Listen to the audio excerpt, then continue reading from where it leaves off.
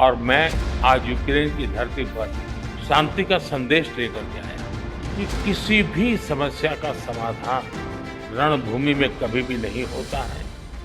रूस यूक्रेन युद्ध को लेकर उतर गया। अमेरिका के सीज फायर सरपंच का नशा रूस की एक ने अमेरिका में मचा दिया हड़कंप। हार मान चुकी पश्चिमी ताकतों के बीच अब भारत ने संभाली कमान। दिल्ली की तरफ उम्मीद भरी नजरों से दौड़ पड़े यूक्रेनी राष्ट्रपति जेलेंस्की। रूस के बारूद और अमेरिका के डॉलर जिस जंग को नहीं रोक पाए, अब मोदी की कूटनीति से पिघलेगी वो बर्फ। जंग में भारत की जोरदार एंट्री। दुनिया के सबसे बड़े युद्ध में भारत की धमाकेदार एंट्री से चीन और पाकिस्तान के उड़ गए होश। 2026 में बदल गया ग्लोबल पावर का सेंटर। तीसरे विश्व युद्ध की आहट के बीच भारत बना दुनिया का आखिरी सहारा। पुतिन और जेलेंस्की को एक मेज पर लाने की तैयारी शुरू। दोस्तों, जब मोहल्ले का सबसे ताकतवर पहलवान अखाड़े में चारों खाने चित हो जाए तो दर्शकों की सांसें थम जाती हैं और निगाहें उस नए खिलाड़ी को ढूंढती हैं जो अब बाजी पलटेगा। आज जियोपॉलिटिक्स के अखाड़े में ठीक ऐसा ही मंजर है। जिस सुपर पावर अमेरिका की एक दहाड़ से कभी सरकारें गिर जाया करती थीं, आज उसी अमेरिका के राष्ट्रपति डोनाल्ड ट्रंप का सबसे बड़ा दांव उल्टा पड़ चुका है। दुनिया भर में शांति का ढिंढोरा पीटने वाले और खुद को युद्ध रोकने वाला मसीहा बताने वाले ट्रंप को रूस के राष्ट्रपति व्लादिमीर पुतिन ने ऐसा करारा जवाब दिया है कि वॉशिंगटन की बोलती बंद हो गई है। लेकिन असली खबर ये नहीं है कि अमेरिका फेल हो गया। असली और धमाकेदार खबर ये है कि इस फेलियर के बाद दुनिया को बचाने के लिए अब मैदान में कौन उतरा है। ये वो देश है जिसकी तरफ अब खुद युद्ध में बर्बाद हो रहा यूक्रेन उम्मीद से देख रहा है। खबर आ रही है कि कीव से एक विशेष विमान सीधे नई दिल्ली की उड़ान भरने को तैयार है और उसमें सवार कोई और नहीं बल्कि यूक्रेन के राष्ट्रपति जेलेंस्की हैं। सोचिए, आखिर ऐसा क्या हो गया कि अमेरिका और यूरोप को छोड़कर जेलेंस्की को भारत की शरण में आना पड़ा। आखिर पुतिन ने ट्रंप की कौन सी शर्त को लात मार दी? क्या भारत के पास वो जादुई फार्मूला है जो इस महायुद्ध को रोक पाएगा? क्या प्रधानमंत्री मोदी वो कर दिखाएंगे जो दुनिया का कोई नेता नहीं कर पाया? और सबसे बड़ा सवाल, क्या 2026 में भारत ऑफिशियली दुनिया का पीस मेकर बनने जा रहा है? इन सारे तीखे सवालों के जवाब और इस पूरी इनसाइड स्टोरी की एक एक परत हम आज के वीडियो में खोलेंगे। तो कुर्सी की पेटी बांध लीजिए और वीडियो के अंत तक चिपके रहिएगा, क्योंकि आज का क्लाइमैक्स आपके रोंगटे खड़े कर देगा। चलिए अब जरा फ्लैशबैक से निकलकर आज की कड़वी सच्चाई पर बात करते हैं। आपको याद होगा, जब डोनाल्ड ट्रंप चुनाव प्रचार कर रहे थे तो उनका सीना 56 इंच नहीं बल्कि 100 इंच का चौड़ा हो जाता था। वो हर मंच से चिल्ला चिल्ला कर कहते थे, मुझे राष्ट्रपति बनाओ, मैं 24 घंटे में रूस यूक्रेन युद्ध रुकवा दूंगा। दुनिया को लगा कि भैया ट्रंप आ गए हैं, अब तो पुतिन डर के मारे दुम दबाकर भाग जाएंगे। लेकिन हकीकत क्या है? हकीकत ये है कि ट्रंप का वो 24 घंटे वाला दावा अब 2026 में एक बहुत ही बड़ा मजाक बनकर रह गया है। व्हाइट हाउस में बैठते ही ट्रंप ने अपनी पुरानी स्टाइल में पुतिन पर दबाव बनाने की कोशिश की। कभी प्रतिबंधों की धमकी दी तो कभी तेल की कीमतों का खेल खेलने की कोशिश की।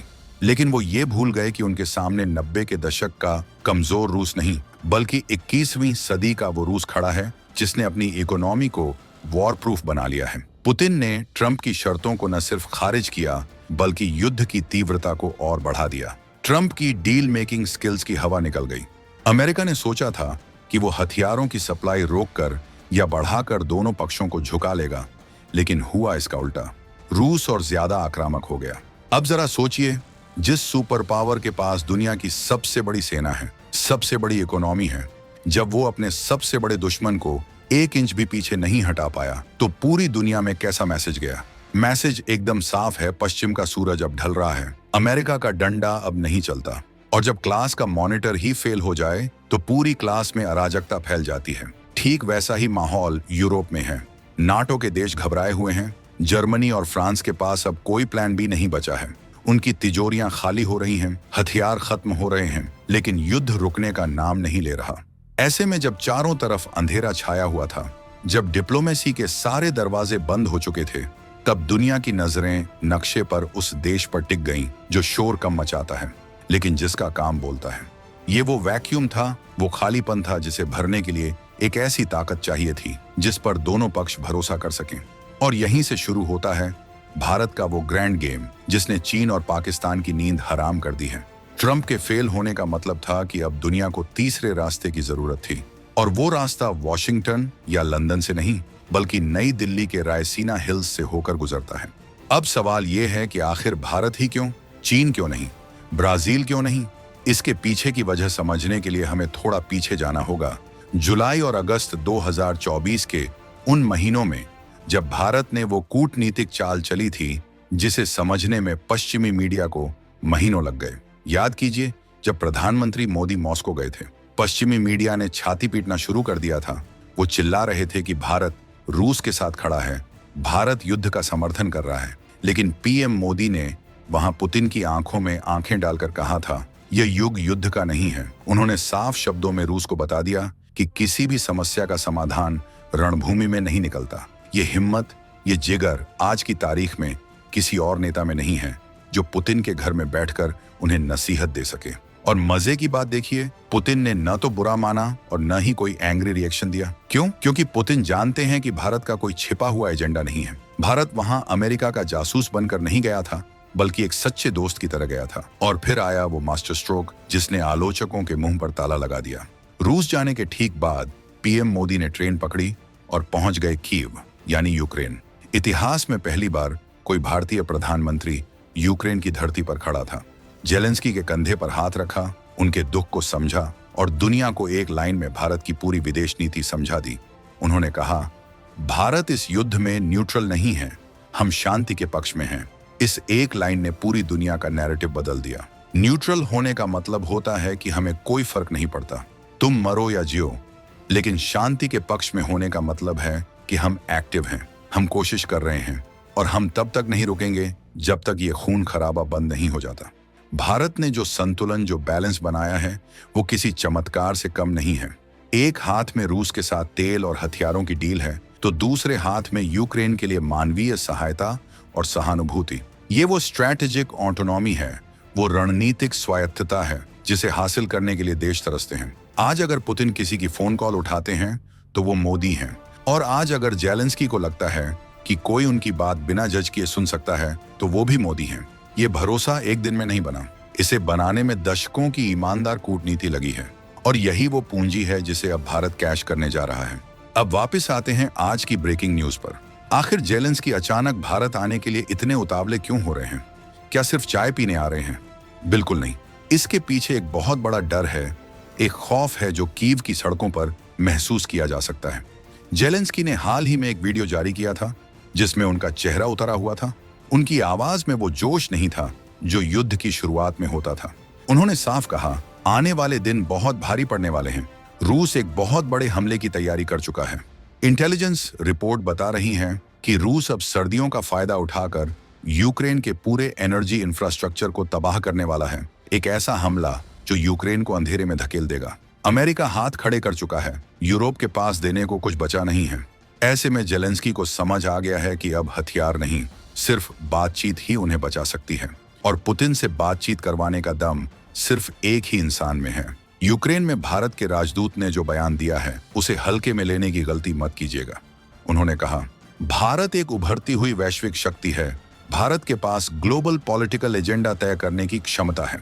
ये डिप्लोमेटिक भाषा में एक बहुत बड़ी बात है। इसका सीधा मतलब ये है कि यूक्रेन अब मान चुका है कि अमेरिका अब दुनिया का बॉस नहीं रहा। यूक्रेन को अब समझ आ गया है कि अगर अपनी जान बचानी है तो अंकल सैम, अमेरिका के भरोसे रहने से काम नहीं चलेगा। विश्व गुरु के पास जाना ही पड़ेगा। ये जेलेंस्की की मजबूरी भी है और भारत की ताकत का सबूत भी। सोचिए, एक देश जो नाटो का सदस्य बनने के लिए मरा जा रहा था, जो हर बात पर पश्चिम की तरफ देखता था, आज वो अपनी सर्वाइवल के लिए पूरब की ओर, भारत की ओर देख रहा है। ये जियोपॉलिटिक्स का वो यू टर्न है जिसे इतिहास की किताबों में दर्ज किया जाएगा। जेलेंस्की का भारत आना सिर्फ एक यात्रा नहीं है, ये एक सरेंडर है, हथियारों का नहीं, बल्कि उस पश्चिमी सोच का जिसमें माना जाता था कि दुनिया के सारे फैसले वॉशिंगटन और ब्रुसेल्स में होते हैं, अब फैसले दिल्ली में होंगे। तो अब सवाल उठता है कि भारत क्या करेगा? क्या भारत बीच बचाव करके फंस जाएगा या फिर दुनिया को एक नया रास्ता दिखाएगा? यहाँ पर आपको भारतीय कूटनीति की बारीकी समझनी होगी। भारत कोई कच्चा खिलाड़ी नहीं है जो भावुक होकर कूद पड़े। साउथ ब्लॉक में बैठे हमारे रणनीतिकार बहुत ठंडे दिमाग से चाल चल रहे हैं। भारत जानता है कि ट्रंप के फेल होने की सबसे बड़ी वजह क्या थी? अहंकार। ट्रंप ने पुतिन को आदेश देने की कोशिश की। भारत आदेश नहीं देगा, भारत प्रस्ताव रखेगा। सूत्रों के मुताबिक जब पीएम मोदी जुलाई 2024 में मॉस्को गए थे तो उन्होंने पुतिन के सामने युद्ध खत्म करने का एक बहुत ही सॉलिड प्रैक्टिकल प्लान रखा था। खबर यह है कि पुतिन उस प्लान पर काफी हद तक सहमत भी हो गए थे। उस प्लान में न किसी की हार थी, न किसी की जीत, बल्कि एक सम्मानजनक रास्ता था। अब जब जेलेंस्की भारत आ रहे हैं तो भारत उसी प्लान के दूसरे हिस्से को टेबल पर रखेगा। आज भारत की हैसियत वो है कि अगर नई दिल्ली से एक बयान जारी होता है तो वॉशिंगटन और बीजिंग में उसके मायने निकाले जाते हैं। हम दुनिया की चौथी सबसे बड़ी इकोनॉमी है, सबसे बड़ी डेमोक्रेसी है और सबसे बड़ी बात, हमारे पास दुनिया की सबसे युवा आबादी है। ये वो ताकत है जिसे अब कोई इग्नोर नहीं कर सकता। अगर भारत इस युद्ध को रुकवाने में या सीज फायर करवाने में रत्ती भर भी कामयाब हो जाता है तो ये यूनाइटेड नेशंस की सुरक्षा परिषद में भारत की स्थायी सीट पर एक पक्की मुहर होगी। दुनिया को मानना पड़ेगा कि जिस आग को अमेरिका और यूरोप नहीं बुझा पाए उसे भारत ने शांत कर दिया।